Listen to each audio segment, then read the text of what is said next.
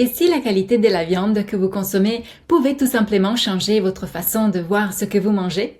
Aujourd'hui, on plonge au cœur de ce qui fait une bonne viande, ses secrets, ses critères et comment faire les meilleurs choix pour votre santé, votre plaisir et aussi notre planète. Prêt à découvrir tous les aspects qui transforment une simple pièce de viande en un véritable aliment de qualité? C'est parti! Beaucoup de facteurs influencent la qualité de la viande et certains sont subjectifs car ils se basent sur l'essence. Les habitudes alimentaires, les croyances religieuses, les traditions et les connaissances culturelles jouent aussi un rôle important. Par exemple, pour la viande de porc, la marbrure, c'est-à-dire les lignes de graisse dans la viande, est très appréciée par les amateurs, mais elle peut être vue négativement pour ceux qui craignent une augmentation du cholestérol. La qualité nutritionnelle se réfère à la composition chimique de la viande et à ses bienfaits pour la santé. Les caractéristiques organoleptiques sont celles qui la rendent attrayante, comme le goût, l'odeur, la texture et la couleur. Tandis que la qualité technologique concerne l'ensemble de qualités qui permettent à la viande d'être facilement conservée, préparée, transportée, cuite ou transformée en produits comme la charcuterie. Il peut être utile de définir tous ces critères pour mieux choisir la viande, en se concentrant sur ce qui la rend la plus adaptée à l'alimentation et à la régénération des tissus et des organes. Parmi ces critères, on trouve la tendreté, la jutosité, l'arôme, la couleur et la quantité de graisse. Commençons par la tendreté. C'est l'un des critères importants de qualité qui influence aussi la valeur nutritionnelle. Les raisons pour lesquelles la viande est tendre ne sont pas entièrement comprises. Elles dépendent de la taille de l'animal, de la tension des fibres musculaires et de la quantité des fibres par rapport au tissu conjonctif. Selon ces facteurs, la tendreté peut varier d'une partie du muscle à une autre, ou entre différents muscles de la même viande. Elle est aussi liée à la structure des protéines qui dépendent de l'alimentation et du mode de vie de l'animal. La présence des graisses à l'intérieur des muscles entre les fibres est un autre facteur essentiel pour la qualité. On sait que la marbrure, c'est-à-dire la répartition de la graisse dans la viande, influence la tendreté, le goût et l'arôme. Plus la marbrure est importante, plus la viande est tendre, savoureuse et parfumée. Et ce n'est pas la quantité totale de graisse qui compte, mais comment elle est répartie. Tout comme une alimentation copieuse pour l'animal augmente la marbrure. La relation entre marbrure, tendreté et jutosité est complexe mais importante, car la graisse améliore le goût et facilite la salivation, et par conséquent la digestion de la viande. Enfin, la tendreté dépend aussi beaucoup du mode de cuisson, et c'est le consommateur qui en juge lors de la mastication. C'est donc un critère très subjectif. Passons maintenant à la jutosité. Comme pour la tendreté, la jutosité ne peut pas être évaluée sur un seul critère. La méthode principale pour en déterminer le degré est l'examen organoleptique. La sensation de jutosité de la viande cuite est étroitement liée à la quantité de lipides. La viande contenant une bonne quantité de graisse provenant d'un animal adulte et bien reposé est généralement considérée comme plus juteuse. Les principaux facteurs influençant la jutosité sont également le mode de cuisson ainsi que la durée de la cuisson. Et voyons maintenant l'arôme. De nombreux facteurs peuvent modifier l'arôme de la viande, notamment les caractéristiques de l'animal lui-même, son âge, le sexe, l'alimentation et la microflore intestinale, et puis aussi les traitements subis par la viande jusqu'à la cuisson.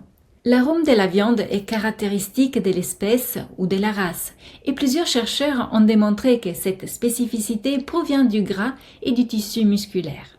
Le type d'alimentation des animaux est un facteur important dans la formation de l'arôme, car il influence la composition des lipides et la formation de composés volatiles aromatiques.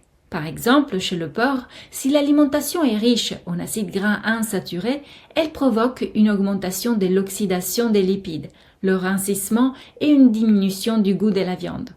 Pour ce qui est du goût, la dégradation de certains composants cellulaires de la viande, la scission du glycogène résiduel en glucose, la division des graisses en leurs constituants, le glycérol et les acides gras, ainsi que l'oxydation des acides gras insaturés font partie des facteurs qui déterminent la saveur de la viande. Il existe un stade optimal dans le développement du goût qui tend à se perdre ou à se modifier si la conservation de la viande est trop prolongée. Et puis il y a la couleur. Elle est due à la myoglobine présente dans les muscles, mais elle est également influencée par l'âge et le type de nutrition de l'animal, ainsi que par l'activité musculaire.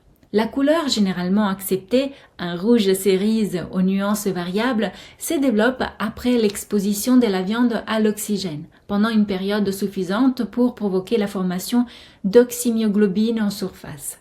Idéalement, les morceaux destinés à la vente devraient présenter ces caractéristiques. Cru, la musculature doit être ferme, de belles couleurs rouge vif, avec une quantité minimale de tissu conjonctif. Le gras de couverture doit apparaître ferme, uniforme dans sa texture et sa couleur, sans mauvaise odeur. Le gras intramusculaire doit être visible. Après cuisson, la viande doit être tendre, avoir un bon arôme et, d'un point de vue physiochimique, présenter un pH d'au moins 5,6 à 5,7.